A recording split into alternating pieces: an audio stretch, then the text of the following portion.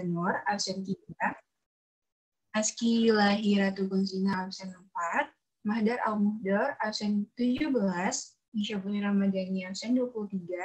Dan Tafiz Wilda, absen 28. Pada pertemuan kali ini, kami akan mempresentasikan tentang capital stock and return earnings. Selanjutnya, pada pertemuan kali ini, kami diminta untuk membuat substantif program untuk capital stock and return transaction and balance. Pada substantif audit program ini, kita harus the construction of audit program ini, yaitu harus memenuhi 5 financial statement assertion, yaitu yang pertama existence or occurrence, kemudian completeness, yang ketiga right and obligations, yang keempat valuation or allocation, dan yang terakhir presentation and disclosure. Dalam membuat audit program ini, kita bisa menggunakan ke-8 generalized evidence gathering procedures, yaitu yang pertama recalculation, physical observation, confirmation, verbal inquiry, vouching of documents, tracing, scanning, dan yang terakhir analytical procedures.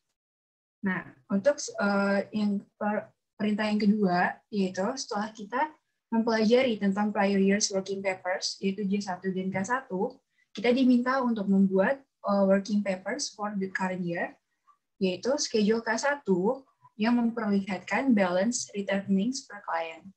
Selanjutnya, program audit akan dijelaskan oleh teman saya, Ayah Sofia.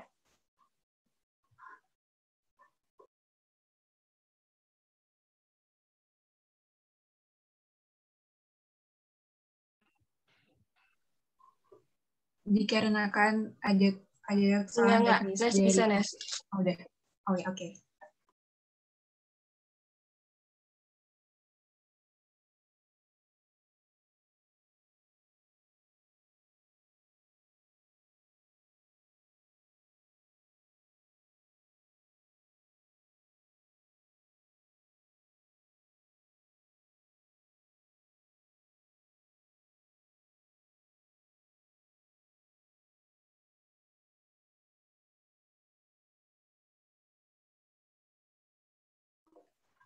Selanjutnya, karena ada kesalahan teknis, akan saya bacakan. Yang pertama itu tujuan audit, membuktikan saldo modal saham dan laba yang ditahan mencerminkan kepemimpinan pemegang saham yang ada. Ini merupakan asersi dari existence or occurrence. Yang kedua, membuktikan kelengkapan transaksi yang dicatat selama tahun yang diaudit dan kelengkapan saldo ekuitas pemegang saham dan laba yang ditahan yang disajikan di neraca, yang merupakan asersi dari completeness. Kemudian, membuktikan saldo ekuitas pemegang saham dan saldo laba yang ditahan yang dicantumkan di neraca merupakan klaim pemilik terhadap aktiva entitas, yaitu audit program dengan asersi right and obligation. Kemudian, membuktikan kewajaran penilaian dan alokasi ekuitas pemegang saham dan laba yang ditahan yang dicantumkan di neraca, yaitu asersi valuation or allocation. Dan membuktikan kewajaran penyajian dan pengungkapan saldo modal saham dan saldo laba di neraca, yaitu asersi presentation and disclosure. Selanjutnya,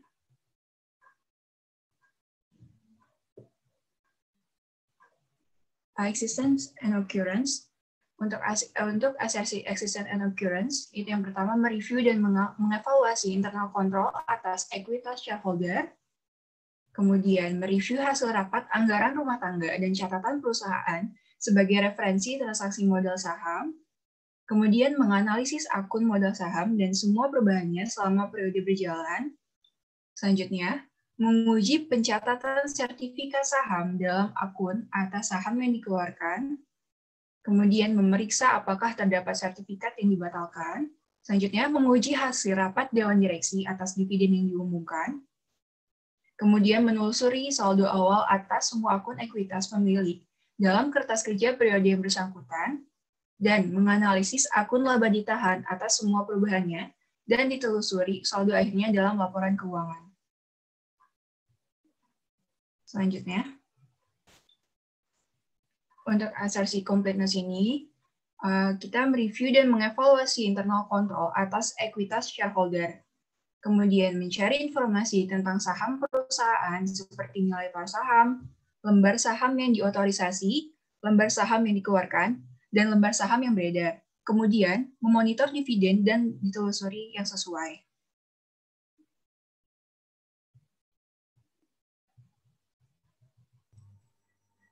Yang selanjutnya,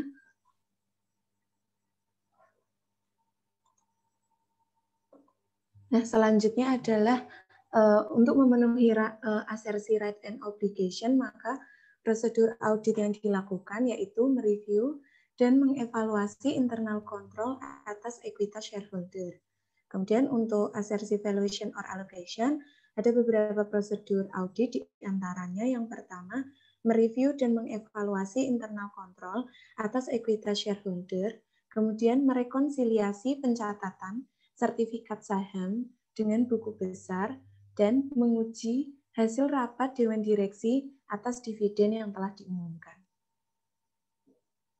Nah, selanjutnya asersi yang terakhir yaitu presentation and disclosure, yaitu prosedur auditnya kita mereview dan mengevaluasi internal control atas ekuitas shareholder.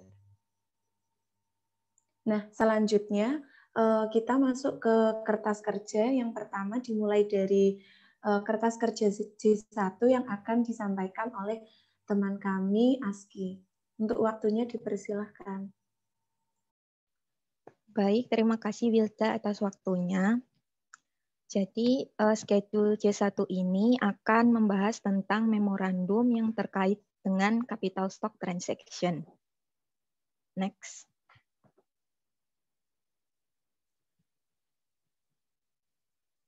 Jadi di sini, berdasarkan permanent file dan pengakuan klien, tidak ada transaksi berkaitan dengan capital stock.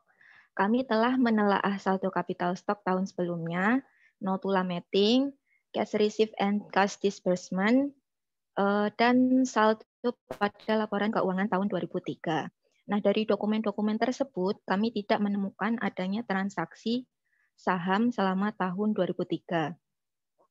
Nah, oleh karena itu, kami menyimpulkan bahwa tidak ada penyesuaian yang diperlukan dan saldo common stock dan order contributed capital ini per tanggal 31 Desember 2003 telah disajikan secara wajar. Selanjutnya.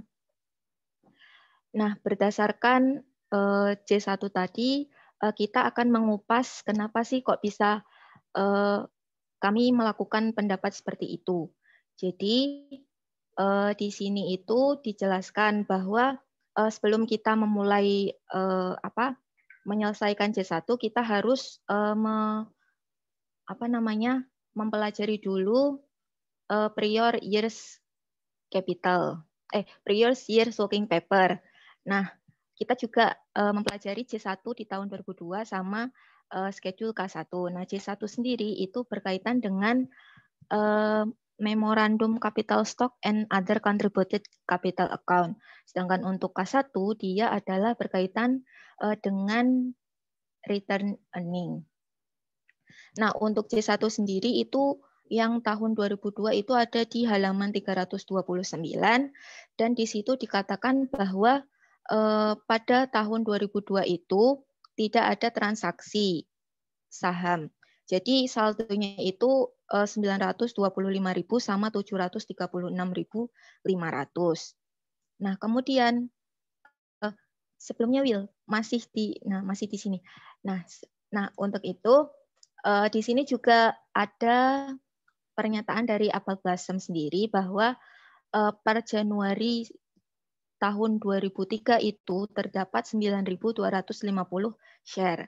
Nah, 9.250 share sendiri ini kita bisa lihat di history and background dari perusahaan sendiri, yaitu di permanent file-nya ya.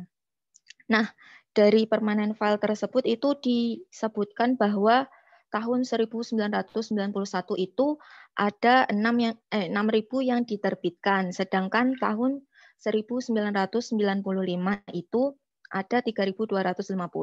Kemudian per 2002-nya, akhir 2002 itu ada 9.250.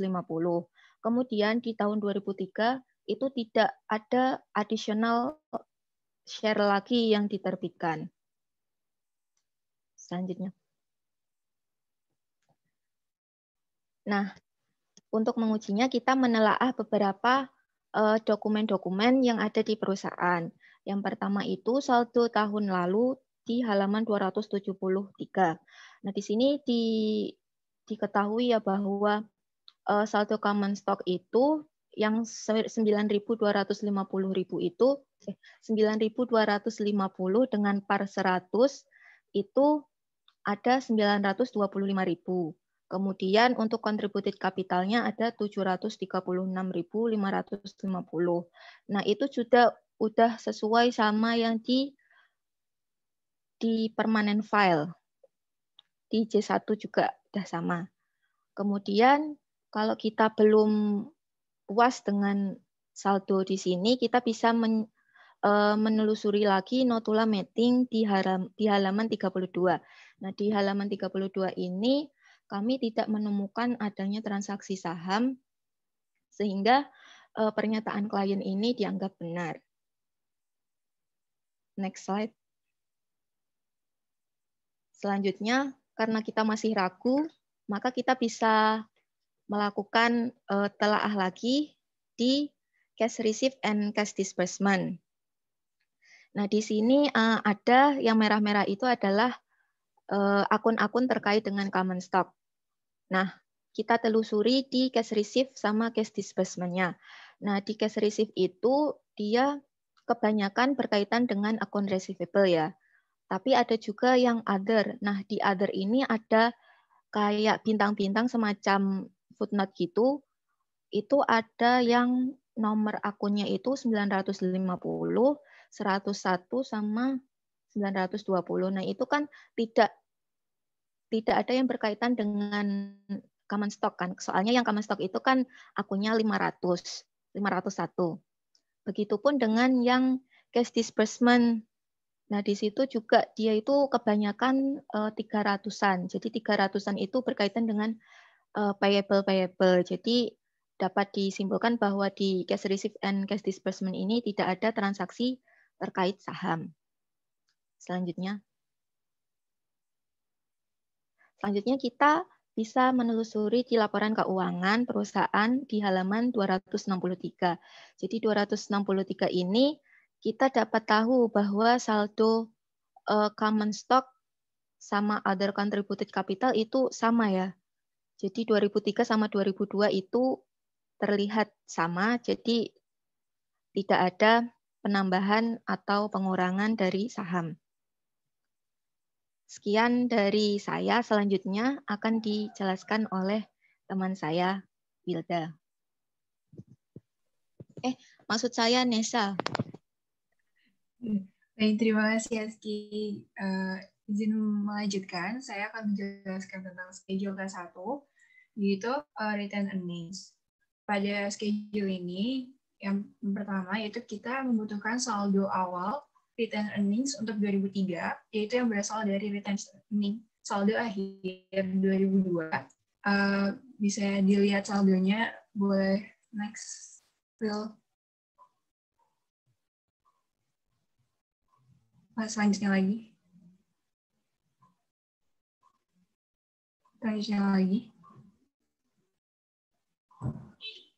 Selanjutnya. Terus. Nah, di saldo neraca klien per 2002 ini, diketahui bahwa return earnings untuk saldo akhir 2002 yaitu sebesar 529.683.000 yang akan kita gunakan untuk mencari return earnings untuk 2003. Boleh balik lagi, Will, ke schedule K1. Ya, kemudian dikurangkan dengan dividen. Dividen ini sebelumnya sudah kita pelajari di pertemuan sebelumnya, yaitu bisa dicek di schedule H3. Kita mendapatkan dividen sebesar 23.125 yang sudah dibuktikan dan dinyatakan benar ya. Ya, boleh balik lagi ke schedule K1. Kemudian didapatkan saldo sementaranya itu yaitu 506.558. Kemudian kita menambahkan saldo sementara ini dengan net income untuk mencari return earning-nya. Net income ini didapatkan dari current year ya. Net income 2003 yang bisa dilihat saldo di selanjutnya loh. Selanjutnya lagi. Ya, ini ya. Kepotong ya. Ya, oke, dari saldo laba rugi klien per 2003 ini didapatkan bahwa net income 2003 itu sebesar 318.585. Sehingga boleh balik ke schedule K1. Sehingga didapatkan balance per book untuk 31 Desember 2003 yaitu sebesar 825.143. Ini saldo per book dari kliennya. Kemudian untuk mendapatkan saldo per audit yang sudah di-adjustment, yang sudah di-adjust, itu kita harus menunggu assignment 12 karena adjustment, karena dibutuhkan adjustment sampai working paper yang terakhir. Ya, sekian dari schedule K1, kemudian selanjutnya akan dilanjutkan oleh teman saya. Terima kasih. Selanjutnya, schedule J akan saya sampaikan.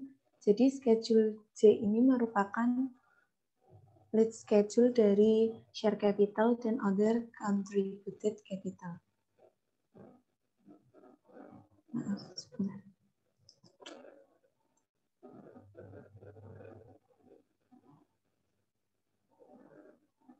Nah, di lead schedule ini, karena berdasarkan paparan dari ASKI tadi mengenai J1, bahwa tidak terdapat usulan penyesuaian dari akun capital stock dan under contributed capital. Maka dari itu, di lead schedule ini, saldo dari per book dan per audit di tahun 2003 itu tetap sama, yaitu untuk common stock sebesar 925.000 dan untuk other contributed capital sebesar 736.550. Jadi di sini memang tidak ada penyesuaian ya teman-teman menurut kelompok kami. Nah, selanjutnya lead schedule K tentang return earning akan disampaikan oleh teman saya Mahda. Ya, terima kasih Bunda. Selanjutnya yaitu kertas kerja K atau lead schedule dari return earnings. Next.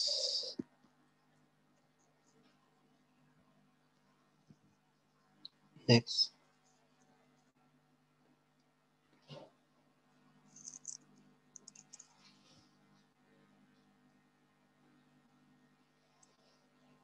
Next.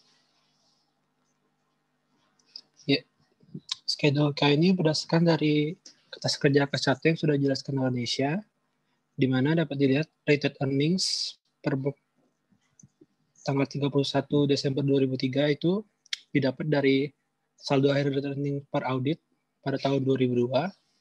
Saldo ini dapat ditemukan di neraca pada buku halaman 273 atau pada kertas kerja K1 tahun 2002, buku halaman 330. Kemudian, saldo dividen per book sebesar 23.125 tersebut sudah sesuai dengan saldo per audit yang sudah dilakukan rekalkulasi pada tugas assignment 9 tentang payroll, processing, dan accrued liabilities, tepatnya pada kertas kerja H3. Dan saldo current income per book sebesar 318.585 dapat dari laporan laba rugi pada buku halaman 266. Dan dapat saldo akhir return earnings per booknya tahun 2003 sebesar 825.143. Karena saldo akhir return earnings dipengaruhi oleh current income dan saldo current income dipengaruhi oleh pos akun lainnya seperti federal income taxes yang mana belum dilakukan audit dan baru dilakukan pada segmen 12 nanti, maka untuk retail earning ini, untuk penyesuaian retail earning ini belum dapat dilakukan dan baru dapat dilakukan setelah Asesmen 12 telah dikerjakan atau seluruh pengujian substantif telah diselesaikan, baru dapat dilakukan penyesuaian oleh saldo retail earning ini. Demikian presentasi dari kelompok kami. Jika ada kesalahan, mohon maaf. Mohon maaf. Terima kasih. Baik, terima kasih kelompok 5 atas presentasinya. Ya, tadi ya dijelaskan mengenai prosedur pemeriksaan substantif atas akun capital stock dan retain earning ya. Modal saham dan laba ditahan. Ya, karena Apple Blossom ini perusahaan kecil dan bisnisnya adalah perdagangan ya, tentu capital stock ini tidak terlalu banyak berubah ya, mengingat karakteristik ataupun jenis dari Apple Blossom ini yang tadi perusahaan kecil juga perusahaan perdagangan.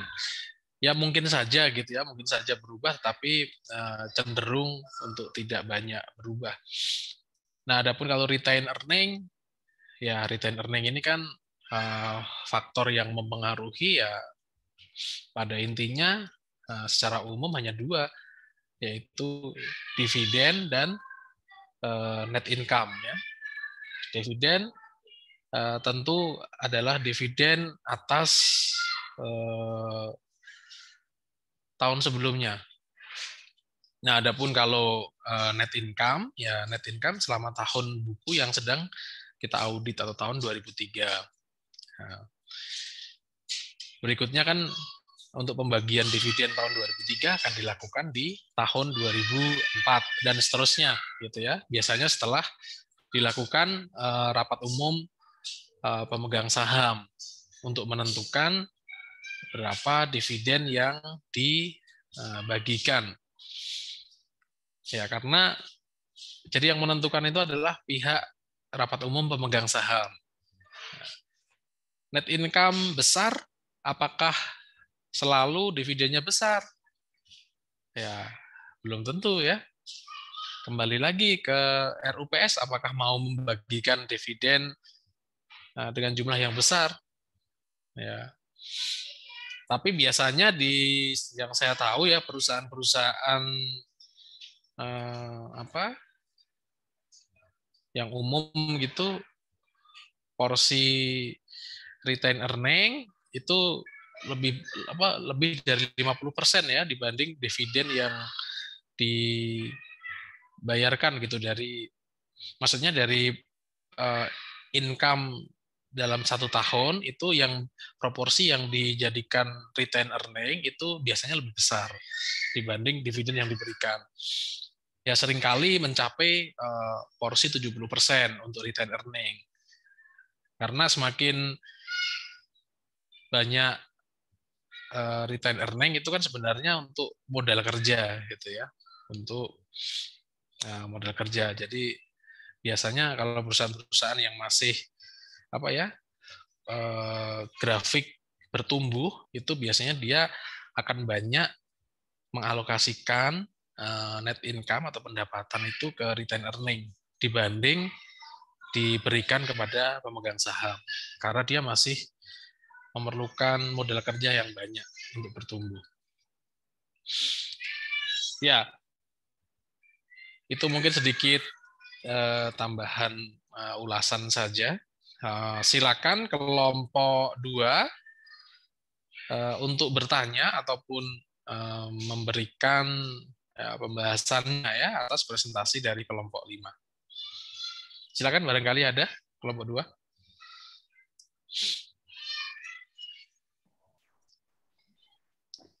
Izin bertanya. Ya, silakan Eti. Ke schedule K1. Schedule K1. Silakan ditampilkan ya.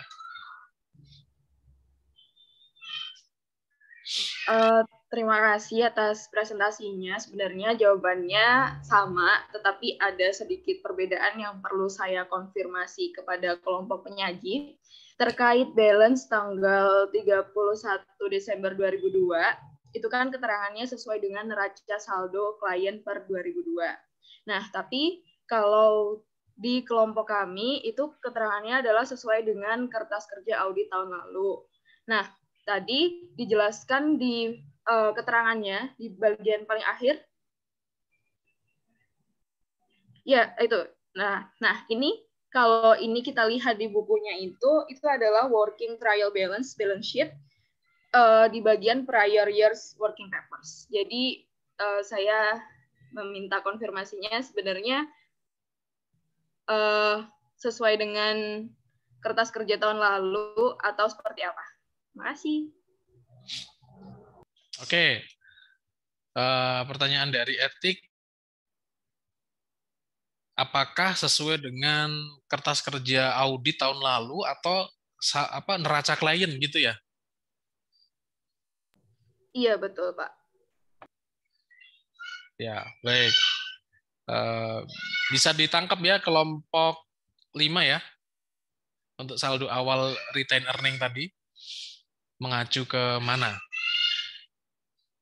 Kertas kerja, audit, atau saldo klien? Neraca saldo ya. Atau mungkin neraca klien tapi audited. Ya. Baik, terima kasih Eti. Silakan pertanyaan berikutnya. Menanggapi, Pak. Oh, langsung menanggapi. Iya, Pak. Kelompok penanya kan ya, Bella? Kelompok, iya, pembahas, Pak. Oke, silakan. Silakan Bella. Jadi tadi terkait prosedur audit yang sudah dijelaskan oleh kelompok 5, kurang lebih sama. Tapi ada beberapa poin yang menurut kelompok kami perlu untuk dicantumkan di situ. Yang pertama, untuk menguji presentation and disclosure, menurut kelompok kami dibutuhkan prosedur audit berupa memeriksa dan memastikan item-item terkait akun capital stock dan RE ini telah diungkapkan pada CALK, yaitu yang pertama, apakah jenis atau kelas dari sahamnya, special right terkait dengan jenis sahamnya, jumlah saham yang diotorisasi dan diterbitkan, saham berupa opsi saham atau convertible features of shares, dan juga penyesuaian laba ditahan atas transaksi periode sebelumnya.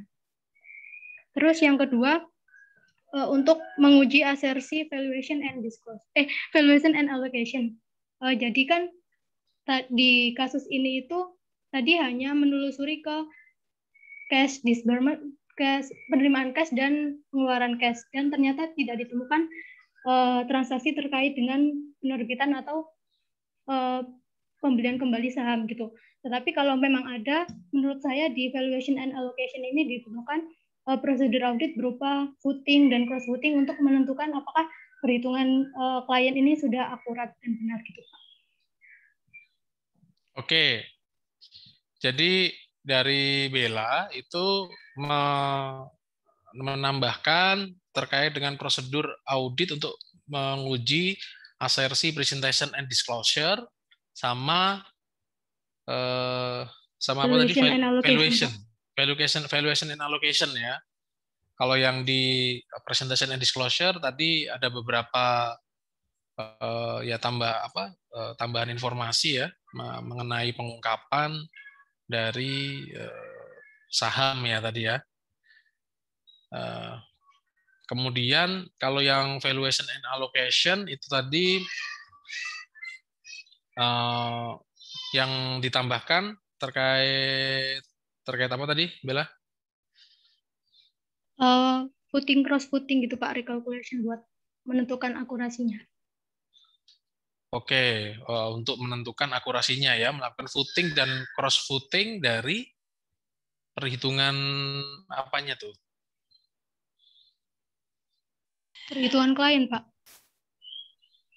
Ya, perhitungan Terkait atas ya terkait dari apa? saldo awal dan juga ada penambahan atau pengurangan saldo capital stock sendiri di tahun yang bersangkutan, Pak. Oke, ya baik. Tadi kalau yang di kelompok penyaji itu hanya apa tadi?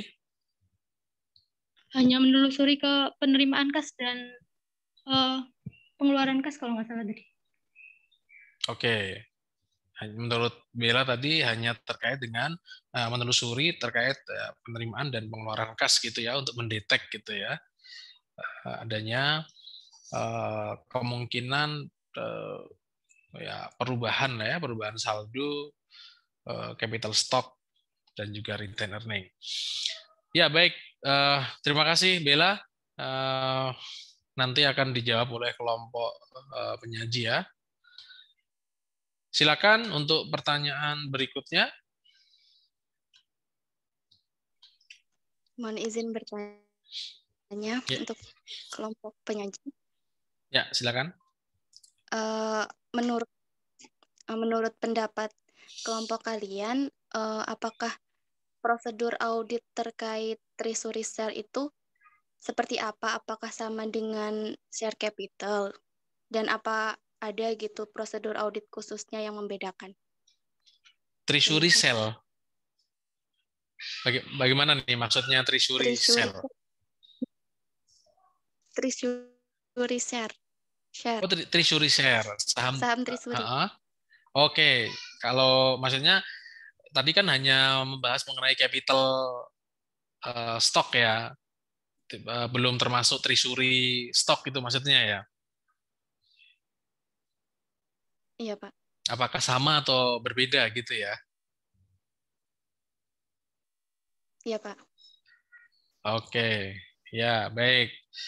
Ya karena memang ini terkait, tetapi lebih ke apa ya? Mungkin pengembangan. Kalau treasury stock kan apa ya, kayak ya asumsi transaksi, ketika ada asumsi kejadiannya itu lebih variatif gitu, ada buyback saham gitu ya, sehingga menjadi saham treasury. Ya baik, terima kasih. Tadi siapa ya yang bertanya ini terakhir tadi? Dwi, Pak. Oh, Dwi ya. Oke, Dwi. Baik, terima kasih Dwi. Ya, kelompok penyaji apakah sudah siap atau masih perlu waktu untuk berdiskusi?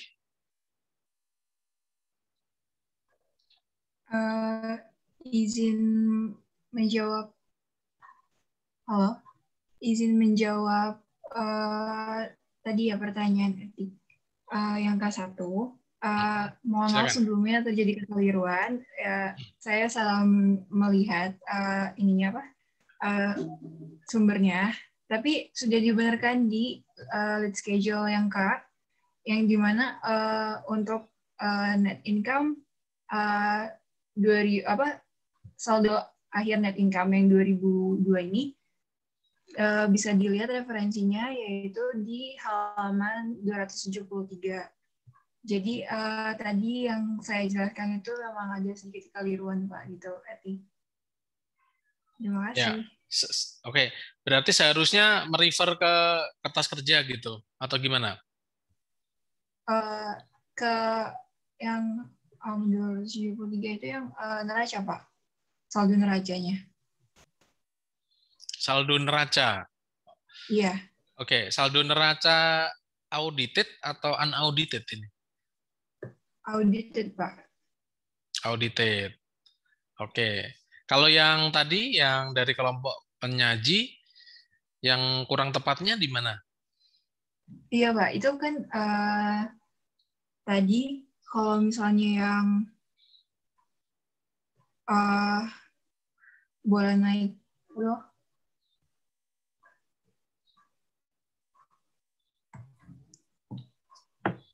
Yang 2002-nya. Iya. Ya di sini saya awalnya cuma lihat saldonya aja Pak, yang pas saldo kanannya ini kan. Karena saldonya juga sama. Tapi ternyata pas dilihat dividennya berbeda gitu Pak. Dilihat apanya? Yang berbeda yang apanya? Bagian dividennya. Dividennya Oh. ini 17.000. Sedangkan yang tahun bentar.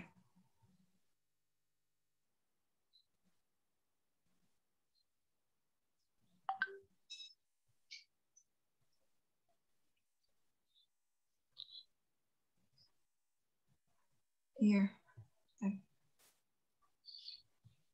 Ini karena masih unaudited atau bagaimana? Oh, untuk kalau yang ini yang 529.653-nya ini ada di raw dividend gitu, Pak. Raw dividend? Iya, ini di baris saldo untuk dividen ini. Atau gimana, Pak? Nggak Tapi apa-apa. saldonya sama. Iya, makanya ini saya pengen ngerti bedanya itu yang mana gitu. Maksudnya ini data saldo neraca klien ini perbedaannya dengan apa tadi?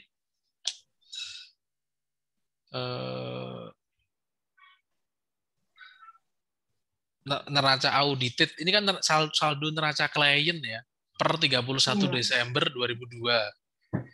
Nah, kan tadi untuk kepentingannya untuk menghitung retained earning. Retained earning awal gitu. Nah, di sini sama nggak dengan yang retained earning yang awal tadi, awal 2003 tadi? Yang sama, bisa Pak. Soalnya ini kecil banget nih, saya nggak lihat tulisannya. Ini bisa digital ya, Bro. Iya sama, Pak. 529.683.000. Terus yang tadi?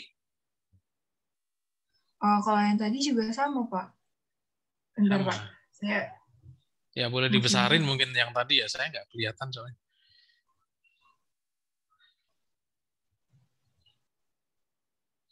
Yang ini Will, yang 2002.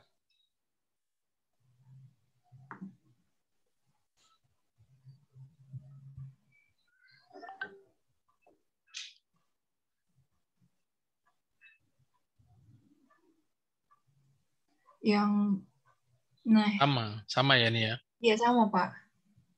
Ya. Berarti ini kan kemungkinan sudah audited kan ini kan juga? Iya. Bentar, Pak. Saya lupa. Bentar.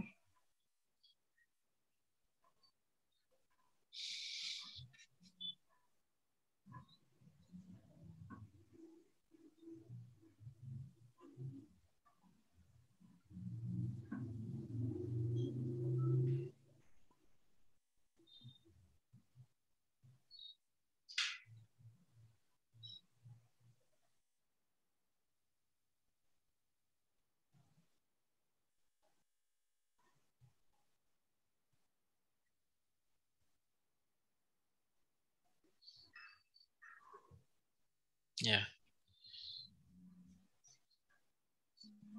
Tapi saldonya sama, Pak. Berarti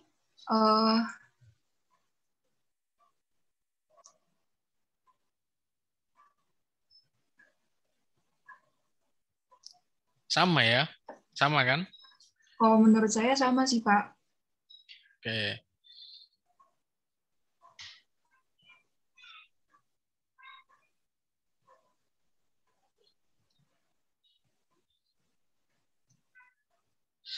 Oke. Mungkin kalau menurut Eti, bagaimana Eti? Yang dimaksud tadi pertanyaannya, saya sebenarnya kurang ini sih yang dimaksud tadi ngambil dari kertas kerja audit atau saldo neraca gitu ya. Nah ini maksudnya gimana nih gitu? Kalau kan sama ya. Kalau misalnya saldo neraca audited berarti kan sama dengan kertas kerja nih. Dan kebetulan yang diambil oleh penyaji ini sepertinya saldo neraca audited gitu ya. Jadi bukan unaudited. Karena jumlah gimana Eti? Iya Pak, kebetulan jumlahnya sama dan tadi kan di keterangannya itu nggak ditulis balance sheet yang unaudited atau udah audited. Kemudian ya mereferensinya kalau kelompok kami kertas kerjanya gitu Pak. Gitu. Dan itu lebih jelas juga jika dilihat di kertas kerja tahun lalu di K1 itu juga sama 529683 itu gitu Pak. Oke. Mengkonfirmasi saja. Terima kasih. Ya, oke. Jadi karena tidak ada keterangan audited atau unaudited-nya gitu-gitu ya. Makanya tadi Eti mengklarifikasi. Iya. Terima kasih atas masukannya. Ya, oke. Ya, udah clear ya. Ya, jadi intinya saldo awal ya itu saldo audited gitu, baik diambil dari ya kalau sebenarnya yang lebih pas ya ngambilnya dari laporan keuangan audited ya, karena itu dokumen resmi. Kalau kertas kerja itu kan bisa jadi misalnya ya kertas kerja itu bukan sesuatu yang yang resmi gitu. Itu kan dokumen yang disimpan, yang maksudnya yang nggak dipublish gitu. Jadi kalau misalnya mau ngambil saldo awal, memang seharusnya dari saldo saldo tahun sebelumnya audited begitu ya. Nah, kalau mau mengecek lebih dalam baru dibuka kertas kerjanya gitu. Tapi asumsinya kalau misalnya sudah opininya misalnya WTP itu bisa langsung dipakai saldo awal yang merupakan saldo audited ya tahun sebelumnya. Baik, silakan dilanjutkan ke pertanyaan berikutnya untuk dijawab.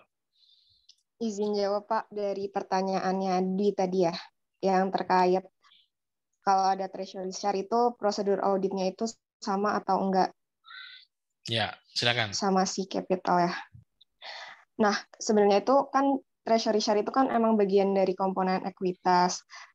Dari prosedur auditnya pun juga hampir sama. Mungkin ada tambahan dari contohnya kayak memeriksa bukti pembelian dan otorisasinya, terus memeriksa bukti penjualannya dan otorisasinya jika treasury stock itu dijual kembali. Terus ada nanyain ke pihak internal, kepada manajemen, tujuan pembelian treasury stock itu untuk apa. Terus yang terakhir bisa memperhatikan bahwa treasury stock itu tidak berhak atas pembagian dividen. Itu sih Pak kalau dari kelompok kami. Oke. Tadi Dwi ya yang bertanya. Jadi dari penyaji Dwi ini menyampaikan secara umum sama, hanya ada beberapa penambahan gitu ya, terutama terkait tadi yang disampaikan mengenai keputusan untuk menjual ataupun membeli kembali, terus memastikan bahwa itu tidak ada ininya gitu ya, dan seterusnya. Silakan mungkin ada tanggapan, Dwi? Udah cukup jelas sih Pak. Terima kasih Ayah dan Bapak. Oke, ya jadi Dwi cukup puas gitu ya, pada intinya sama gitu ya. Oke, ya baik. Ya menurut saya juga ya mirip pada intinya sama ya terkait saham. Cuman mungkin kalau saham itu nanti agak berbeda ketika kita mengaudit saham perusahaan yang levelnya kecil begini dan bergerak di bidang perdagangan dengan ketika kita mengaudit perusahaan besar yang transaksi sahamnya itu lebih sering gitu. Atau dengan perusahaan yang menjadikan saham ini sebagai bukan tidak hanya sebagai modal, sebagai apa ya, sebagai equity ya. Tetapi jika saham itu adalah sebagai aset, ya contohnya kayak perusahaan-perusahaan manajemen investasi atau perusahaan asuransi, ya Jiwasraya, PT Taspen, Asabri. Nah, mereka kan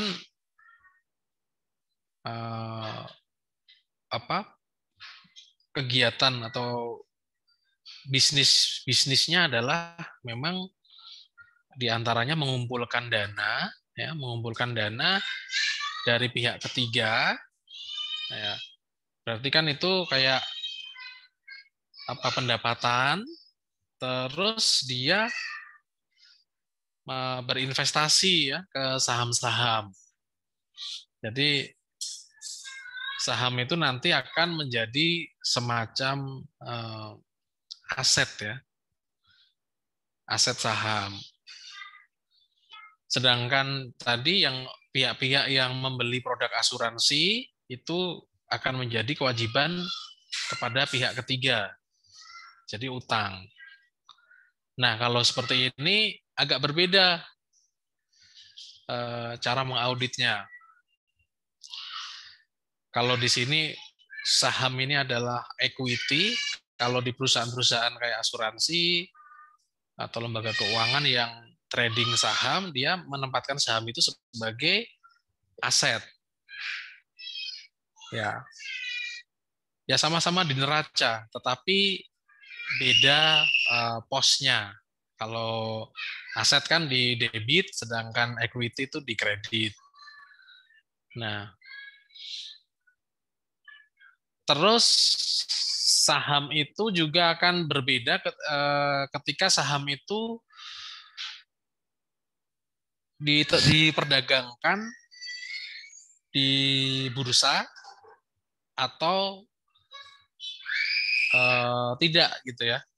Kalau ini kan asumsinya nggak ada informasi ya ini ya. Tapi asumsinya bukan diperdagangkan di bursa.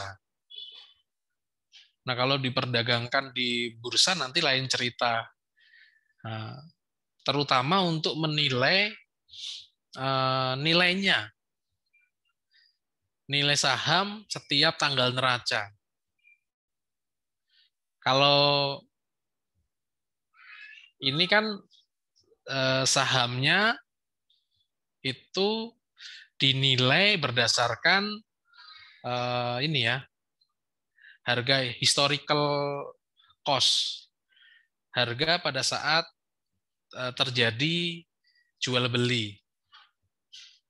Jual beli saham itu harganya berapa, maka itu yang akan dilaporkan di tanggal neraca.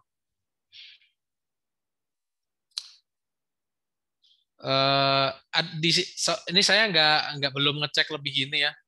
Ini ada informasi mengenai perubahan harga pasar saham nggak di Apple Blossom ini antara 2002 dan 2003?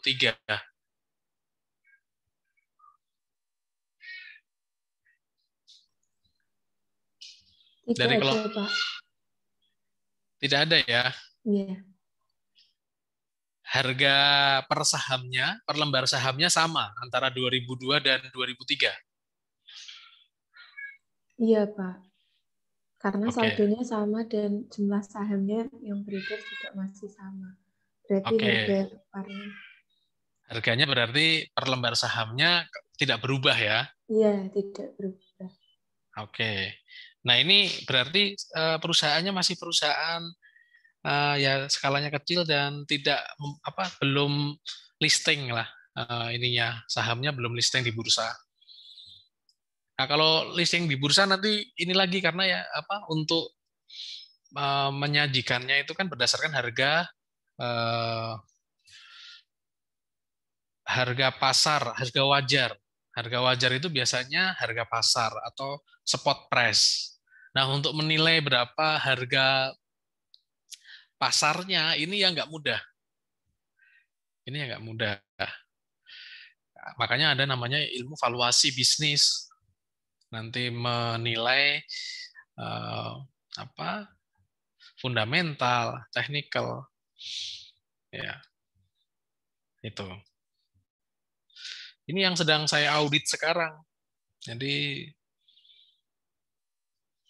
ya mungkin saya cerita ke adik-adik nih, suatu perusahaan migas terbesar di Indonesia mengakuisisi perusahaan migas di Prancis. Ya. Beli kepemilikan dalam bentuk saham mayoritas. Ya, pertanyaannya cuma satu, kemahalan nggak belinya? Nah, cuman jawabannya yang kita harus merunut dari hulu ke hilir, sangat kompleks ya, karena kita harus menilai pada saat terjadi transaksi itu berapa sebenarnya nilai wajar dari saham itu. Kemahalan nggak duit yang dibayarkan?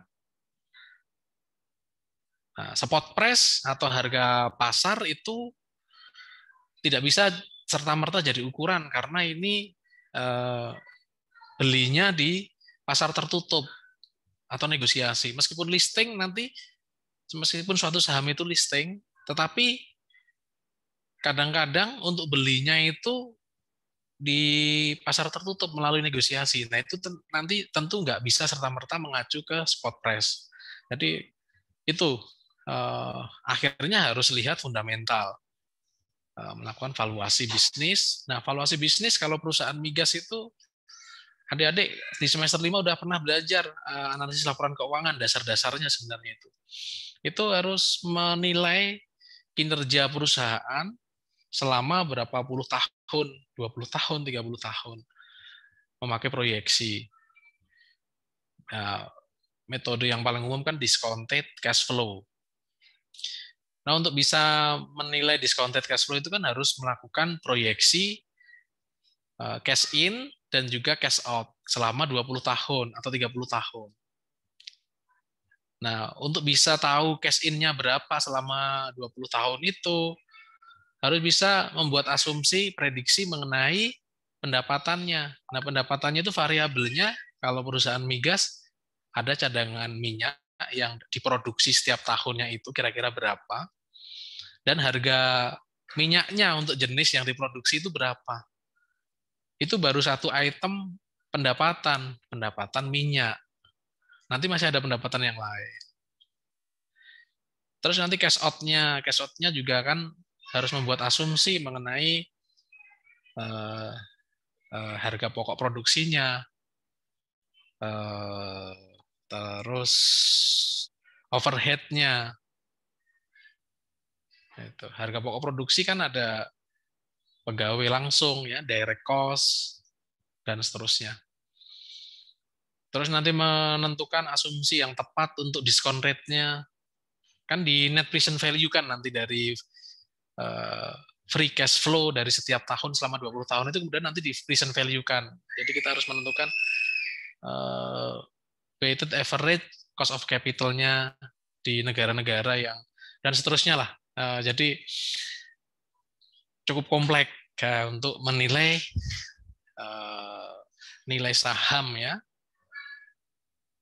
atas saham yang di bursa.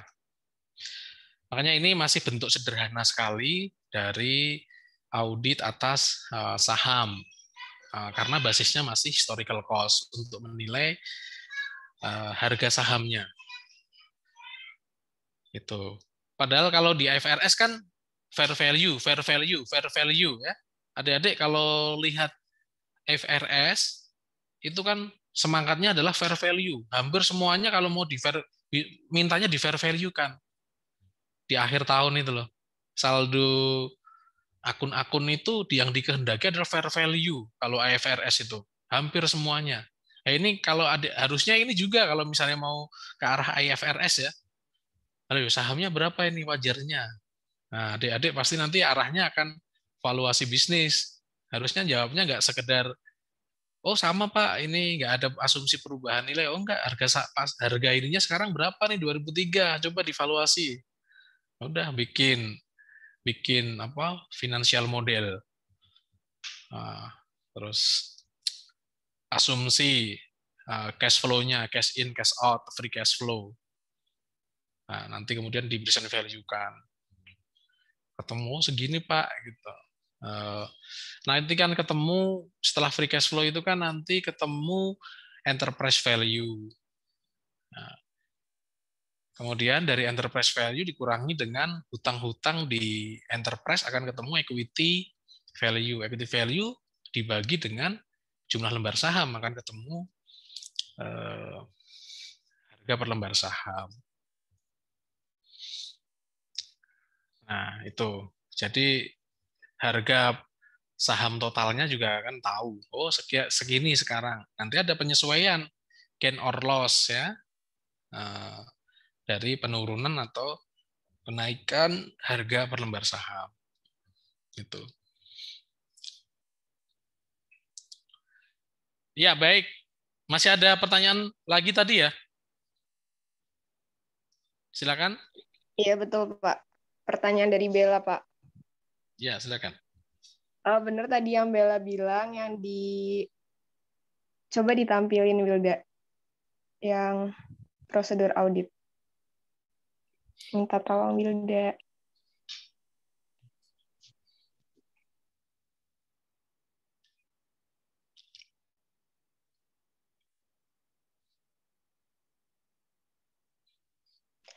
Nah, prosedur audit yang bagian valuation or allocation yang tadi Bella bilang, footing, cross footing, saldo akhir, kalau ada penambahan atau pengurangan, itu benar ya Pak.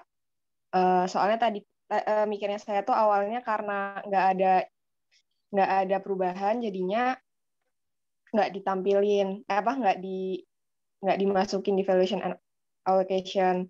Terus yang di presentation and disclosure, itu juga kelompok kami kurang menambahkan pengungkapan di CALK mengenai capital stock dan return earning-nya, Pak. Begitu, Pak.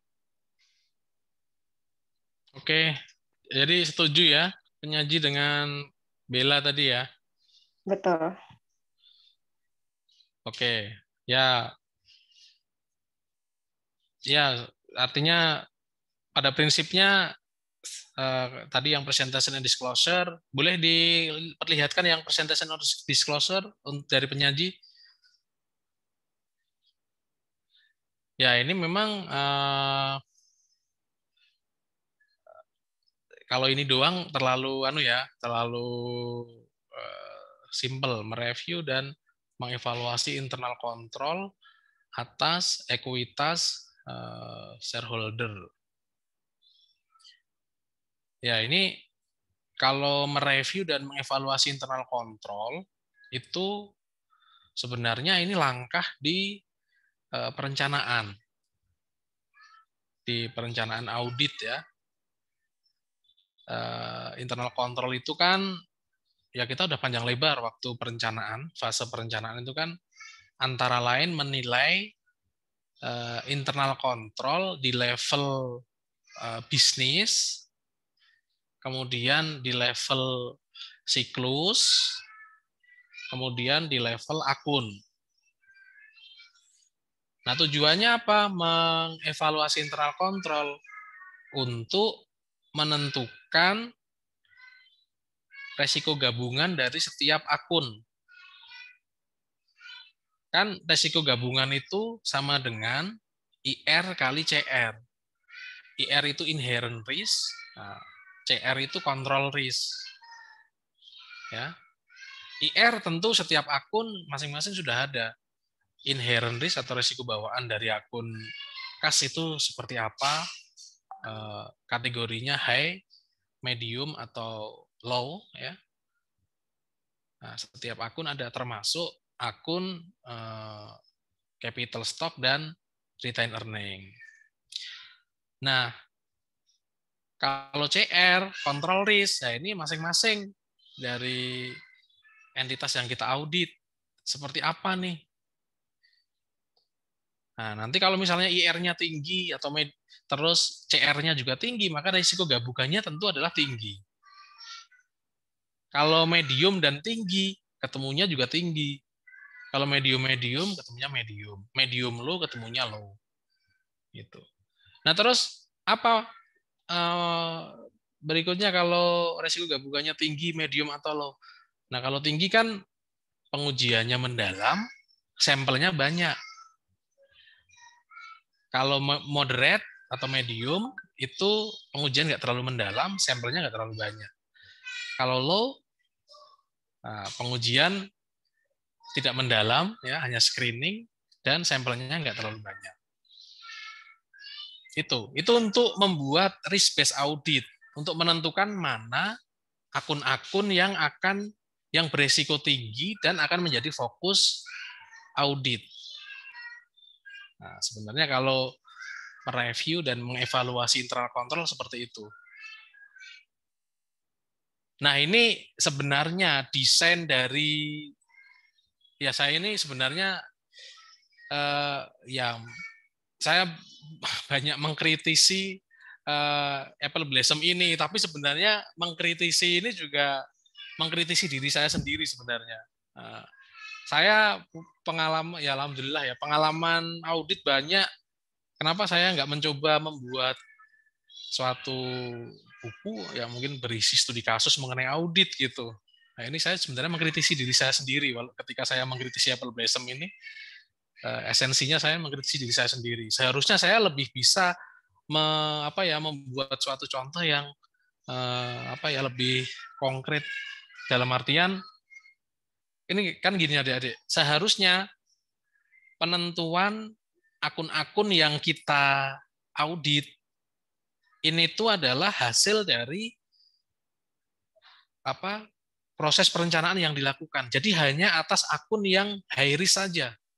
Kalau memang nggak high risk, harusnya nggak jadi proses pembahasan kita gitu loh. Nah, ini sekarang akun capital stock dan retain earning ini kan kalau saya lihat sebenarnya nggak high risk.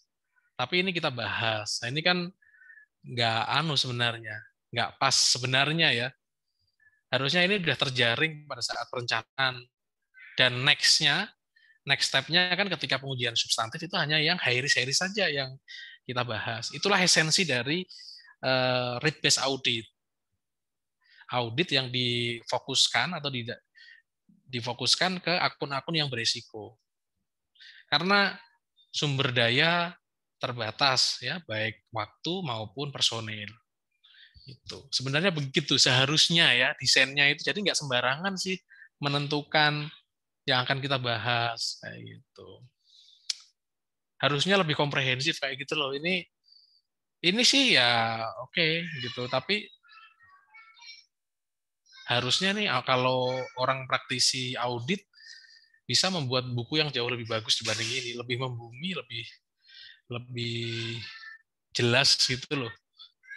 Ini kan kita nggak jelas dulu perencanaan itu tujuannya apa gitu kan, nggak ada nih dibahas di Apple Blossom. Padahal tujuannya itu perencanaan audit itu untuk fokus pemeriksaannya itu akan kemana dan sedalam apa.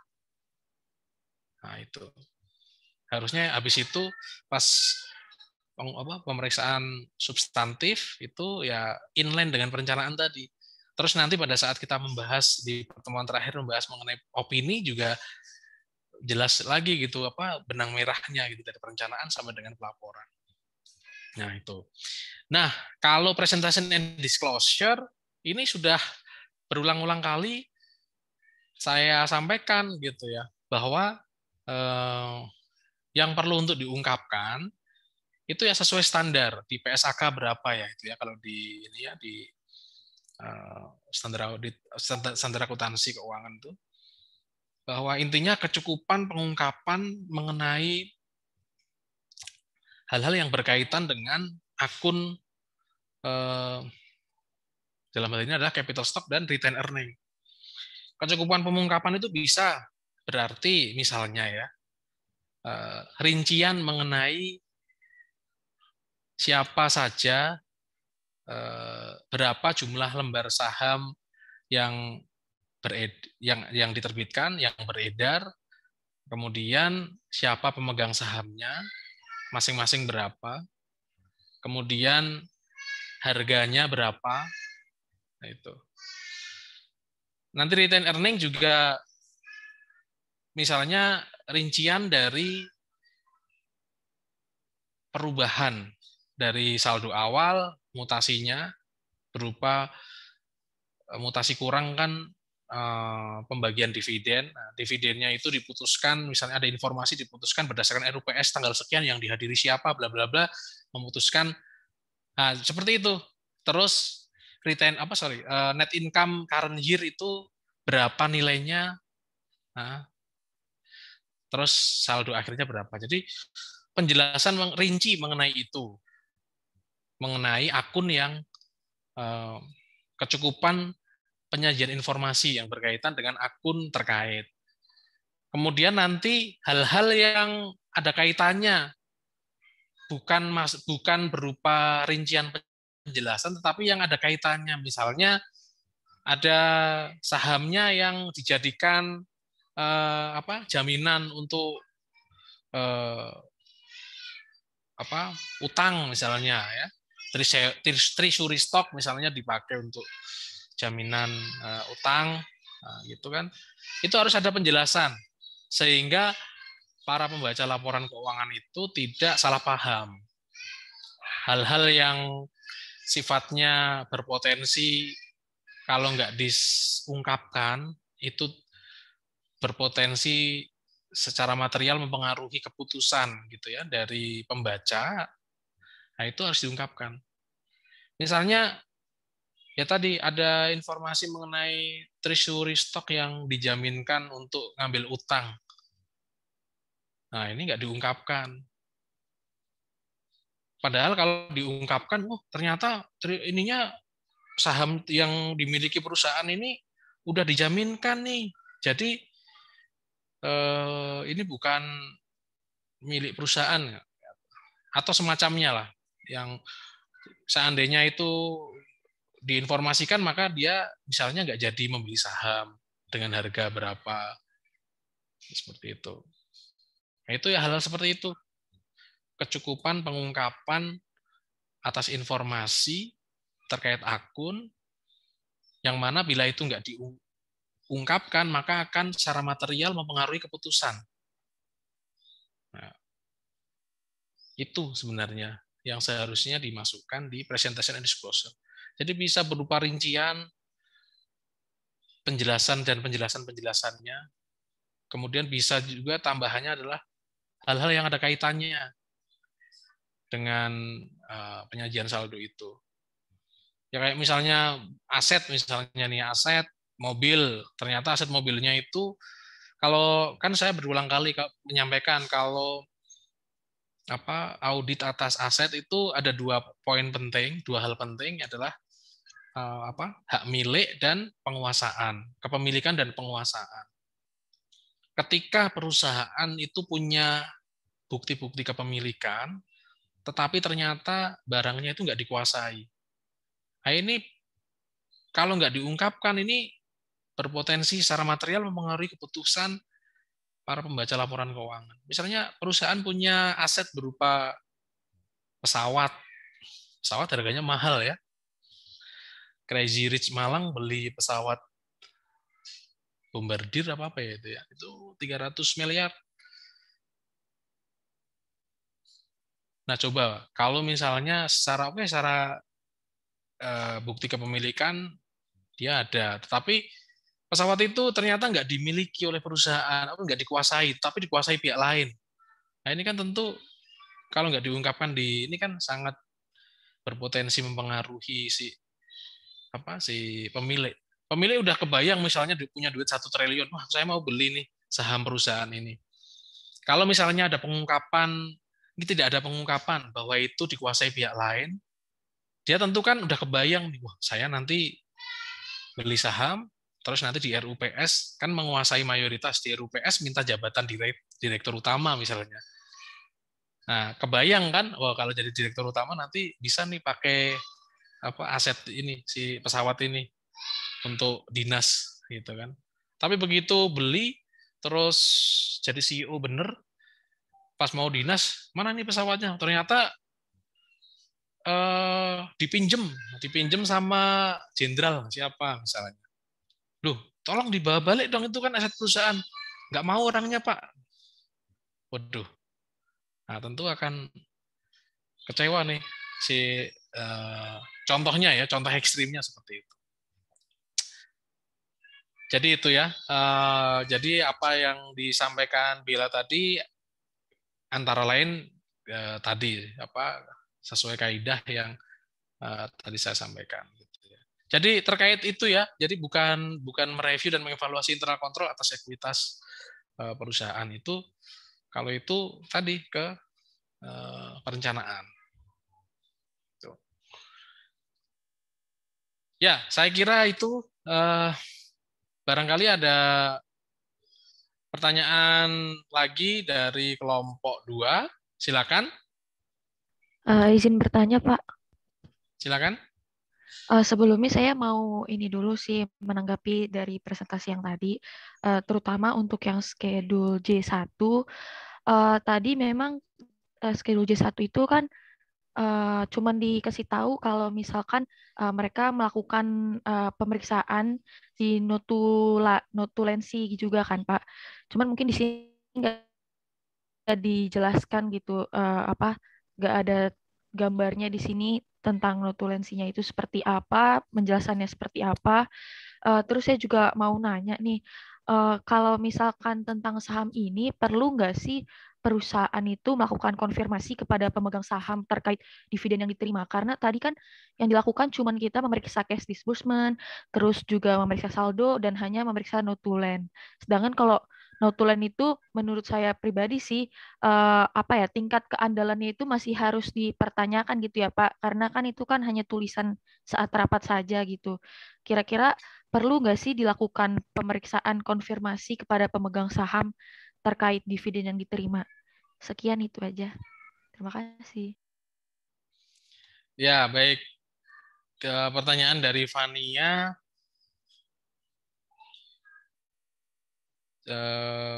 Jadi untuk pengujian saldo capital stock ini apakah perlu dilakukan konfirmasi? Gitu. Ini kan hanya mengecek dari sisi perusahaan gitu ya.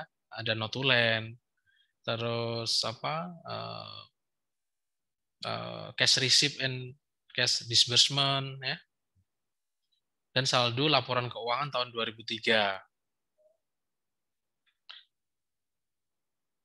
Ya, kira-kira begitu ya, Fania ya. Apakah perlu konfirmasi gitu kan? Atau hanya cukup dengan bukti-bukti yang ada di internal perusahaan gitu ya? Ya Pak, betul Pak. Oke, ya. Terima kasih Fania. Silakan berikutnya. Barangkali masih ada. Saya dari kelompok 2 juga mungkin lebih ke bertanya sih, karena secara substantif sudah cukup sama pembahasannya dengan kelompok kami. Jadi kan di siklus ini tadi kebetulan tidak ada penyesuaian yang perlu dilakukan karena sudah sesuai ya antara per audit dan per booknya. Nah, mungkin kelompok 5 bisa menguraikan atau menjelaskan sebenarnya kondisi-kondisi seperti apa atau hal-hal seperti apa saja yang menyebabkan nantinya itu ada penyesuaian di siklus ini gitu. Mungkin biar kami lebih jelas dan lebih ada gambaran untuk mungkin di kasus-kasus selain ini gitu. Di siklus ini tapi mungkin di kasus-kasus yang lainnya. Terima kasih. Ya, baik dari Rani ya. Panggilannya Rani atau siapa nih? Iya Pak Rani. Ya, Rani bertanya mengenai contoh kasus ya. Kebetulan kalau yang di kasus ini kan tidak ada mutasi yang menyebabkan ada penyesuaian ya, jurnal penyesuaian. Nah, tapi ya Rani ini ya sangat interest gitu ya dengan prosedur pengujian substantif di saham gitu, sehingga pengen tahu nih contoh seperti apa gitu yang sehingga ada penyesuaian gitu. Jadi intinya bisa nggak diberikan contoh kondisi yang kemudian berimplikasi terhadap penyesuaian saldo capital stock maupun ya mungkin maupun retained earning gitu ya. Oke, bisa diterima ya pertanyaannya ya. Nanti bisa dijawab mudah-mudahan oleh penyaji. Selanjutnya silakan satu lagi dulu. Barangkali ada yang masih ingin bertanya, silakan.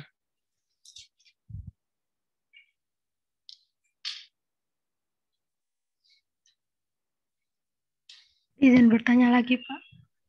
Silakan, Bella ya. Iya, Pak.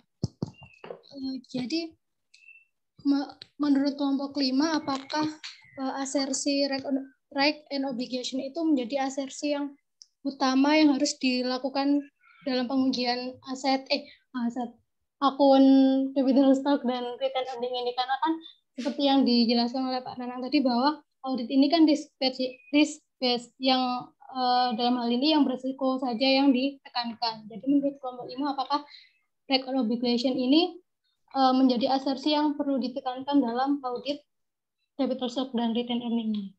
Demikian, Pak. Oke, Bella bertanya untuk asersi rate on obligation ini di pengujian substantif atas capital stock dan retained earning ini apakah menjadi asersi yang utama yang untuk sebagai fokus ya atau sasaran pemeriksaan gitu. Ya mungkin kalau mau kita flashback juga di perencanaan saya lupa ya terus terang untuk akun ini apakah menjadi punya kategorinya risiko gabungannya itu high risk atau moderate atau ini ya mungkin nanti bisa juga ditambahkan gitu oleh penyaji gitu ya. Kalau misalnya nanti moderate atau low risk risiko gabungannya tentu kan tidak semua asersi sebenarnya yang difokuskan gitu. Kecuali kalau dia high risk. Kalau high risk ya bisa tidak semua asersi, bisa juga semua asersi gitu. Nah, nanti mungkin untuk jawabannya mungkin sambil diingat-ingat dulu waktu perencanaan ya. Itu ini akun ini menjadi resiko gabungannya kategori yang mana dulu gitu. Kalau misalnya moderate atau low risk baru atau mungkin high risk juga. Nah, baru berikutnya pertanyaannya Bila tadi untuk asersi rate and obligation itu jadi fokus enggak? Gitu. Ya baik, sudah 3 pertanyaan. Kelompok penyaji, apakah butuh waktu untuk diskusi dulu atau langsung mau menjawab? Izin minta waktu diskusi ya, Pak. Ya, silakan. Saya izin ke toilet sebentar.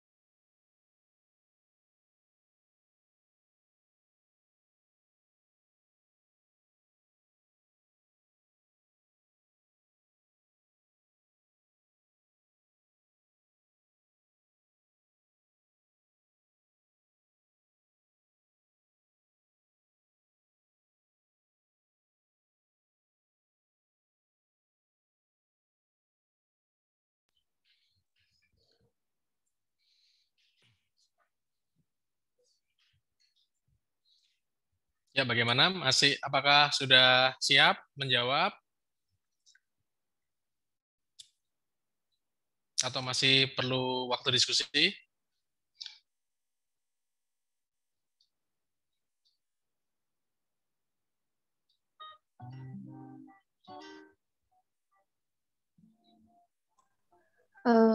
Saya izin menjawab Pak pertanyaan dari Rani, Pak. Ya, silakan. Tadi kan Rani bertanya kalau misalnya di assignment ini tuh biasanya kalau ada penyesuaian itu karena hal apa, begitu. Nah, menurut kelompok kami mungkin seandainya ada kayak perubahan fair value yang seperti tadi Bapak jelaskan, apabila ada perubahan fair value kan berarti kita harus menyesuaikan di catatan-catatan itu bagaimana, apakah nilainya itu sama dengan par awal atau berubah sesuai harga pasar. Kemudian kita juga jurnal penyesuaian itu juga bisa karena misal ada penerbitan treasury share atau mungkin penarikan treasury share. Dan juga kita harus mengecek apabila terdapat split stock itu Pak, kan jadi mempengaruhi jumlah saham yang beredar dan harga parnya kan kalau di split juga berubah. Nah, itu nanti bisa dilakukan penyesuaian apabila ada kejadian-kejadian seperti itu. Terima kasih. Apakah ada tanggapan, Rani? Ya, silakan Rani, ada tanggapan? Ya, baik, Yuda. Terima kasih atas jawabannya. Tapi mungkin saya bertanya kalau misalnya kayak RE yang belum dicatat di tahun sebelumnya kayak gitu, itu jadi penyesuaian juga nggak ya? Oh, iya. Harusnya juga jadi penyesuaian karena kan berarti saldo RE-nya kan nanti berubah ya. Ya, berarti masuk misalnya ada penyesuaian terhadap RE, berarti nanti mempengaruhi saldo awal RE di tahun tersebut. Gitu. Rani. Terima kasih, Yuda. Iya, sama-sama. Ya, betul ya. Jadi ya sudah cukup banyak tadi. Ya, itu tadi yang disampaikan oleh Wilda tadi substansinya ya. Ketika ada masalah dengan substansinya, misalnya terkait dengan harga gitu ya, harga fair value ya, harga sahamnya. Kemudian juga terkait dengan jumlah saham, lembar sahamnya yang mengalami perubahan.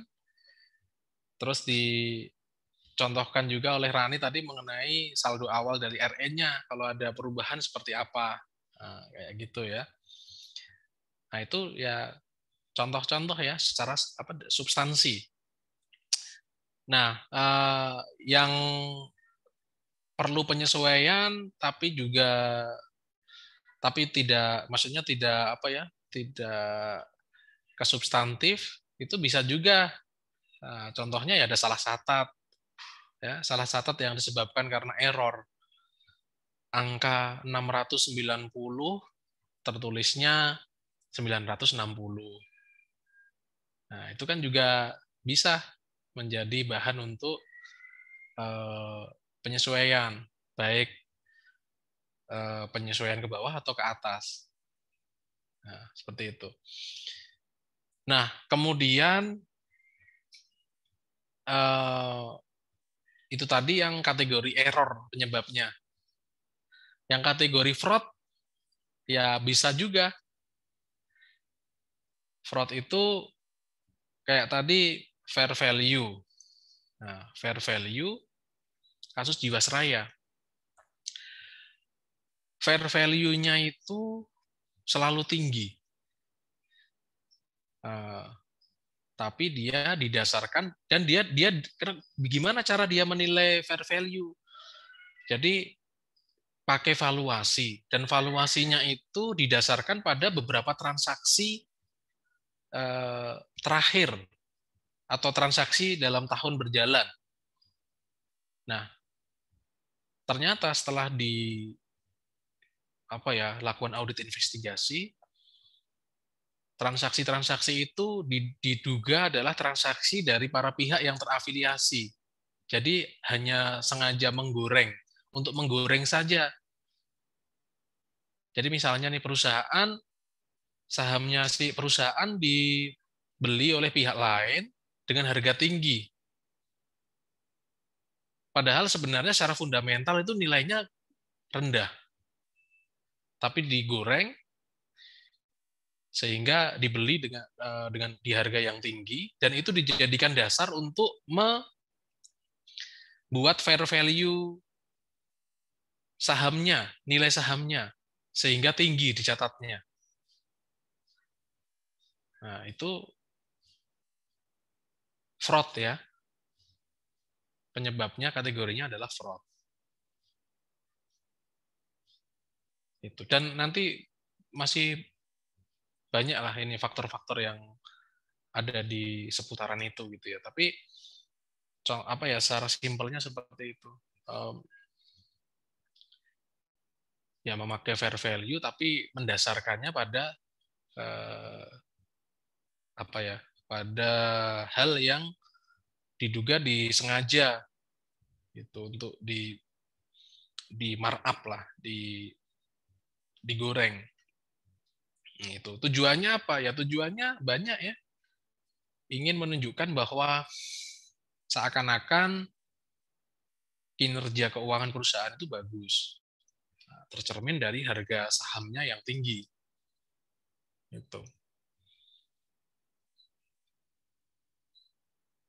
Dan dia, maksudnya, kalau dia misalnya dari sisi perusahaan-perusahaan asuransi tadi, itu kan dari sisi aset. Ketika asetnya tinggi, maka ketika dia punya utang yang tinggi, itu juga wajar gitu ya. Tapi ketika asetnya nilainya rendah, utangnya tinggi, ini kan yang nggak masuk akal. Ya Jiwasraya, dia bikin AJS saving plan ya, dengan cost of fund-nya itu bisa sampai 15%, 12-15%. Tetapi dia hartanya itu berupa saham-saham yang memberikan return paling hanya 6-7%, atau bahkan ada yang di bawah 5%. Nah, ini kan terjadi negatif spread antara cost of fund dengan rate pendapatan itu lebih tinggi biaya modalnya. Nah, akhirnya apa? Dia untuk menyeimbangkan. Nah, yang utangnya ini kan nggak bisa diturunin. Yang dinaikin adalah yang sisi aktivanya tadi, berupa saham-saham yang dipegang. Caranya gimana? Yaitu dengan mengakali fair value-nya. Gimana caranya? Wong nggak ada yang mau beli kok sahamnya di harga itu. Ya pakai mafia, bekerja sama dengan para mafia saham. Dibakar sehingga bisa dijual di harga tinggi.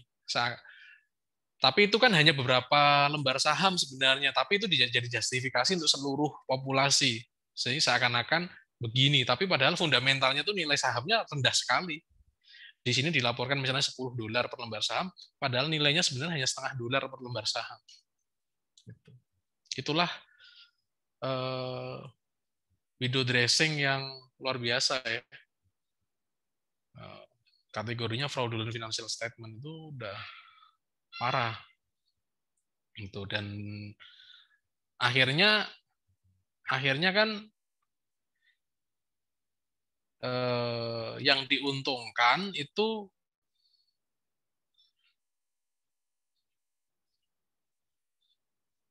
ya nanti ceritanya masih panjang ya, ceritanya masih panjang.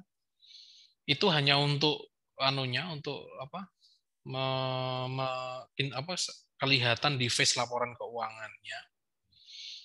Nah, tapi nanti yang agak bikin kacau itu dari sisi ini kan, dari sisi harta, dari sisi investasi. Jadi saham ini kan dia juga beli saham-saham kemana-mana.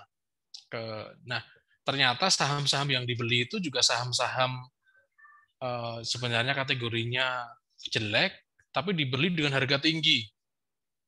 Di satu sisi dia oleh mafia itu dibantu, saham-saham yang dia punya itu dibeli dengan harga tinggi, tapi untuk kepentingan markup fair value. Tapi di sisi lain dia juga membeli pihak lain dengan harga yang tinggi, padahal harusnya rendah. Jadi dari banyak sisi jebolnya itu, dari sisi saham yang dipegang sama ya dari banyak sisi lah ya, dari baik dari sisi penerimaan maupun dari sisi pengeluaran investasi. Panjang kalau kita mau mendiskusikan itu ya, tapi intinya ada juga penyebab salah saji itu karena fraud. Ya, tapi kalau di bangku sekolah seperti ini yang banyak dipelajari ya penyebabnya itu hanya dari error saja gitu. Nah, tapi nggak ada salahnya saya sampaikan ke adik-adik bahwa ada seperti itu dan contohnya seperti begitu-begitu gitu ya. Tapi tentu nanti adik-adik kalau pengen lebih mendalami hal itu ya adik-adik harus berkecimpung di dunia audit dan jurusannya ya investigatif audit ya. Nanti insya Allah akan ya banyak mengetahui hal seperti itu ya, permainan-permainan seperti itu. Gitu. Poinnya di situ. Saya mungkin ya ini juga hanya akan menyampaikan ke adik-adik bahwa ada yang disebabkan oleh fraud. Itu. Baik, silakan untuk pertanyaan berikutnya dijawab.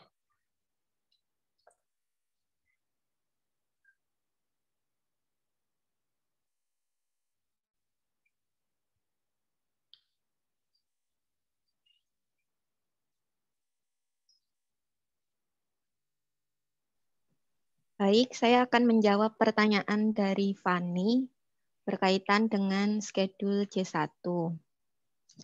Tadi Fani bertanya bahwa yang J1 itu kenapa nggak ditampilin notula meetingnya, jadi kan kami nggak ngerti gitu maksudnya apa. Nah, kami sendiri tidak menampilkan notula meetingnya di slide itu karena terlalu banyak, jadi kami tampilkan di sini. Tapi jika dibaca secara seksama, itu kita dapat mengetahui bahwa dari notula meeting ini tidak terdapat transaksi yang berkaitan dengan saham. Karena apa? Karena di sini itu kebanyakan mengatakan bahwa tidak ada bisnis audit yang signifikan. Kemudian ada juga yang dia berkata tentang salaris dari pegawai-pegawai, kemudian meng-approve pembayaran ini dia kayak beli aset tetap dan lain-lain, kemudian dia juga mengautorize kontrak sama autorize payment dividend. Jadi di sini itu tidak terdapat transaksi yang berkaitan dengan saham. Kemudian pertanyaan selanjutnya yaitu apakah perlu konfirmasi dividen? Nah, menurut kelompok kami kok tidak ada ya Pak, soalnya untuk dividen kan itu kan udah tertulis di RUPS, jadi kan udah kayak sudah disetujui oleh kedua belah pihak gitu. Jadi tidak ada. Tapi mohon koreksinya ya Pak, soalnya kami juga bingung. Demikian dari saya. Terima kasih. Ya, tadi kalau contoh notulen meeting udah ini ya, udah ada tadi ya. Ya, mungkin kalau terkait notulen meeting dulu ya, saya ada contoh nggak ya? Notulen meeting itu ada sih sebenarnya. Sebentar ya, saya banyak sebenarnya notulen meeting dari perusahaan-perusahaan yang pernah saya audit ya. Cuman harus nyari dulu nih kayaknya.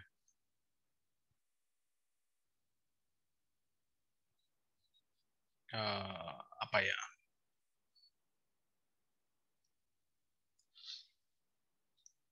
Sebentar ya.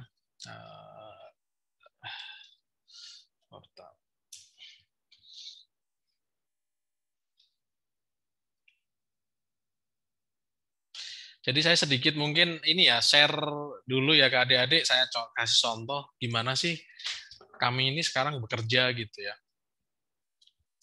Jadi sama dengan mungkin ada sedikit bisa dilihat nggak nih?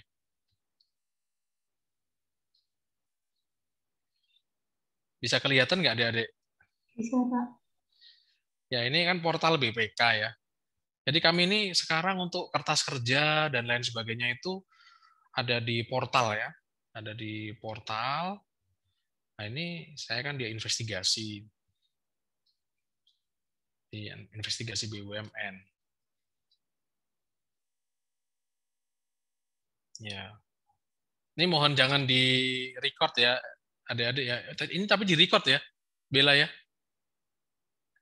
Ya, Pak. Saya stop dulu aja ya, Pak. Oh. Nggak apa-apa, di-stop dulu ya. Nah, istilahnya itu parameter loan to value-nya. Nah, loan to value itu nilai perbandingan antara nilai jaminan atau agunan dengan nilai pinjamannya itu rata-rata adalah 125%. Jadi misalnya plafon kreditnya itu 10 miliar misalnya. Maka nilai jaminannya itu harus minimum 12,5 miliar. Nah, itu LTV-nya itu 125%. Nah, pada kenyataannya itu banyak yang hanya berupa KTP LC. KTP LC itu apa? Kayak tulisan tangan ya, bahwa saya menjamin nasabah ini dalam meminjam kepada bank ini. Tertanda Lim, misalnya Lim titik-titik Leong. Nah, siapa yang nggak kenal ya nama itu? Lim S. Leong. Nah, ya ini saya nggak ya, tapi contoh lah, itu contoh aja. Ada juga yang statement, nah, jaminannya itu statement dari notaris, oknum notaris, bahwa jaminannya berupa sertifikat, ya misalnya sertifikat HGB atas hutan atau tanah seluas misalnya ya 1.000 hektar. Ini nasabah-nasabah besar. Tapi proses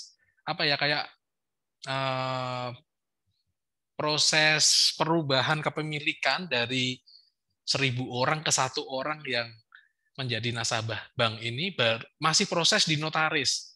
Jadi hanya keterangan notaris yang menyatakan bahwa kepemilikan ini sedang dalam proses pengurusan perubahan ke nasabah. Nah, itu dijadikan agunan untuk misalnya kredit dengan jangka waktu 5 tahun misalnya.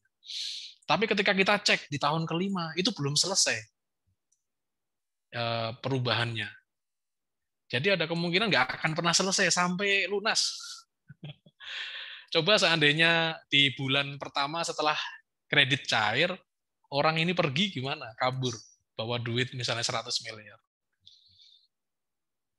Ya, si bank akhirnya hanya bisa meratapi nasibnya karena mau mengeksekusi jaminannya bodong. Ternyata nggak ada perubahan perubahan kepemilikan tadi. Artinya perikatan atas jaminannya tidak sempurna, tidak bisa dieksekusi kan jaminannya. Dan lain sebagainya banyak. Saya tahun 2020 bulan Agustus kan sidang di BNI Makassar, di Pengadilan Tipikor Makassar. Bukan Makassar, Semarang, sorry. Kasus BNI juga ya kayak gitu. Pemalsuan jaminan atau agunan. Modusnya macam-macam, tapi intinya itu pemalsuan. Duit terlanjur keluar berapa miliar, jaminannya nggak bisa dieksekusi. Akhirnya terjadi kerugian negara di situ kan. Setelah kita telusur proses bisnisnya dari mulai pengajuan aplikasi kredit dan seterusnya, ternyata ada bolong-bolongnya dan memang itu ada persekongkolan. Itu. Kita telusur terus, wah ini ternyata ada persekongkolan. Misalnya pihak AO itu account officer dengan supervisornya, dengan kepala cabang yang memberi persetujuan kredit, membuat surat keputusan kredit itu ya kong kali kong dengan calon nasabah. Ya di situ kong kali kongnya kita tahu, tapi apakah ada aliran dana kickback ya dari nasabah ke si pejabat-pejabat banknya ini, waktu itu nggak ketemu. Tapi pada saat saya ke Surabaya kemarin, ngauditnya bukan bank, tapi suatu BUMN. Nah, BUMN-nya itu untuk mendanai proyeknya dia berhutang ke bank. Nah, pas kita cek ternyata banyak sekali untuk berhutang itu dia ngasih banyak pemberian. Kita temukan semua catatannya di waktu kita geledah sama KPK. Geledah, kok banyak sekali nih, daftar apa ini? Ternyata pemberian ke pihak dari mulai account officer, supervisor, kepala cabang, bla bla bla terus sampai ke direktur banknya. Nilainya segini. Itu hanya satu kredit. Itu ya. Jadi ya luar biasa ya. Itu kondisi di negeri kita. Gitu. Itu ya saya aja. Mungkin ini apa ya? Ya saya ya mungkin sharing lah ya ke adik-adik gitu. Ya korupsi di kita itu masih banyak. Gitu. Nah, dulu waktu reformasi, adik-adik udah lahir belum? Tahun 98. Udah ya? Belum lahir ya? Adik-adik milenial semua ya? 2000 semua ya? Iya. Ya, saya pas reformasi itu SMA. SMP mau ke SMA kalau nggak salah. Iya, menjelang SMA. Dulu itu ya apa ya? Banyak sekali laporan-laporan lembaga internasional yang bilang apa ya, korupsi di Indonesia itu luar biasa gitu ya. Devastating corruption. Korupsi yang sangat merusak.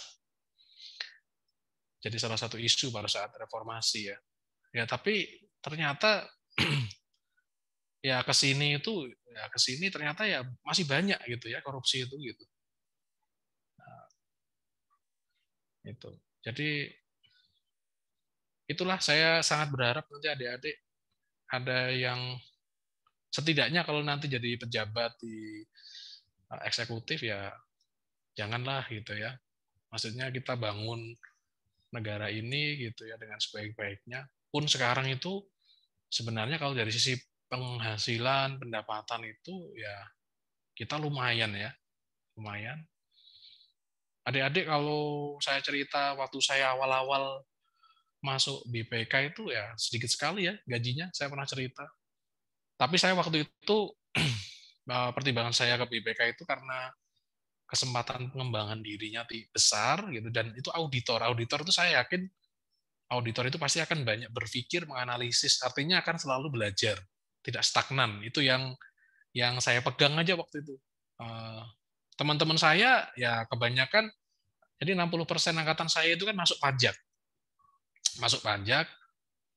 ya saya kalau masuk milih pajak dari 12 pilihan itu mungkin ya lancar jaya, maksudnya nggak insya Allah keterima lah gitu ya. 60% ibaratnya. Dan terus ini, saya itu sempat diajak tukeran sama temen yang penempatan Bapepam waktu itu. Jadi kalau di angkatan saya itu Bapepam, Badan Pengawas Pasar Modal itu mungkin hanya 10 terbaik ya dari satu angkatan. Gitu. Jadi saya dapat BPK, teman saya itu dapat Bapepam. Dia sempat ngajak tukeran. Nah, waktu itu Bapepam juga gajinya udah gede. Bapepam itu sekarang jadi OJK itu ya, jadi Otoritas Jasa Keuangan. Cuman ya saya tetap enggak deh saya ini aja BPK gitu, saya yakin lah. Nah terus akhirnya teman saya itu tukeran dengan teman yang lain. Jadi sekarang teman saya itu masuk ke BPK. Itu. Nah, yang satunya masuk ke Bapepam. Jadi ya itu ya apa maksudnya? Ya bangunlah, maksudnya nanti syukur-syukur adik-adik ada yang ke dunia audit ya saya seneng lah kalau ada yang ini nanti insya Allah suatu saat kita ketemu lah di waktu dan kesempatan yang berbeda gitu ya tapi kalau misalnya enggak ya enggak apa-apa juga karena kan untuk membangun negeri ini kan juga enggak harus di posisi itu gitu bisa juga di posisi pengambil kebijakan tapi ya itu tadi ya kita inilah sebisa mungkin berintegritas, profesional gitu ya. Ya kalau mau tambahan penghasilan ya maksudnya jangan yang melanggar hukum gitu. Ya kayak saya gini misalnya, ini kan saya ngajar juga pengen berbagi ke adik-adik, tapi juga pengen penghasilannya juga kan gitu kan, nggak munafik lah ya, maksud saya tentu tapi sebisa mungkin tidak yang melanggar hukum gitu. Oke, ini jam 10, masih ada satu lagi ya? Atau dua tadi pertanyaan? Satu lagi Pak yang bela Pak. Ya, silakan dijawab. Ya, izin menjawab pertanyaan Bella tadi. Pertanyaannya apakah right and obligation adalah fokus utama yang perlu ditekankan pada siklus ini? Ya. Menurut kelompok kami, yang menjadi fokus utama yang perlu ditekankan itu asersi terkait presentation and disclosure, yang mana prosedurnya itu menguji terkait penyajian ekuitasnya di Labgus sudah sesuai sama standar apa belum, seperti harganya sesuai fair value dan lain-lain. Alasannya itu karena capital stock ini kan lebih high risk untuk dimanipulasi untuk keuntungan pribadi perusahaan, seperti biar valuasinya naik dan lain-lain. Kenapa kami bukan reg and obligation itu kan, kalau reg itu lebih bicara soal saham issued itu apakah emang issued dari perusahaan atau enggak. Prosedurnya palingan hanya mengecek dokumen penerbitan saham. Begitu menurut kelompok kami Pak. Mohon maaf jika salah.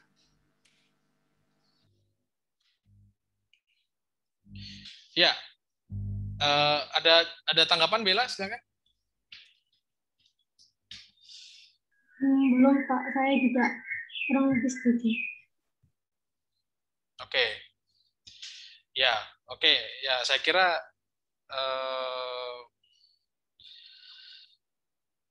right and obligation, apakah menjadi fokus gitu ya? Ya tadi sebenarnya kalau lebih komprehensif lagi kita lihat dari sejak perencanaan gitu ya. Oke, kalau misalnya asumsinya right on obligation ini tidak menjadi fokus, asumsinya resiko gabungannya itu low gitu ya, low atau moderate, berarti kan tidak semua menjadi fokus. Nah, memang right on obligation ini ya tidak ini ya, kalau untuk akun capital stock dan retain earning itu tidak menjadi fokus memang ya. Apalagi retain earning itu kan memang pendapatannya perusahaan gitu. Jadi ya memang milik perusahaan gitu ya. Hak dan kewajibannya tidak di situ gitu. Nah, kemudian kalau untuk capital stock ya ini kan tidak ini juga ya, tidak, karena ini kan pihak lain gitu. Hak dan kewajiban dari pihak lain. Ini kan yang kita maksudkan adalah right on obligation perusahaan. Nah, kalau right on obligation itu lebih ke aset ya, aset di neraca gitu, aset-aset itu. Selain right on obligation, artinya kepemilikan, itu juga penguasaan kalau di aset ya, itu yang utama.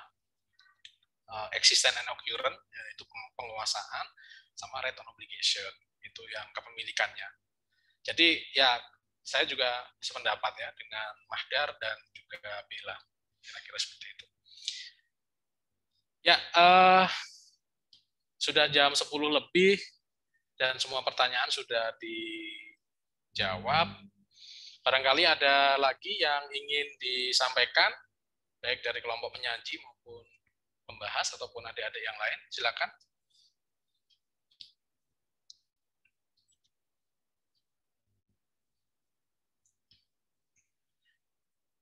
Baik, tidak ada ya. Ya, baik, kalau tidak ada, sudah jam 10.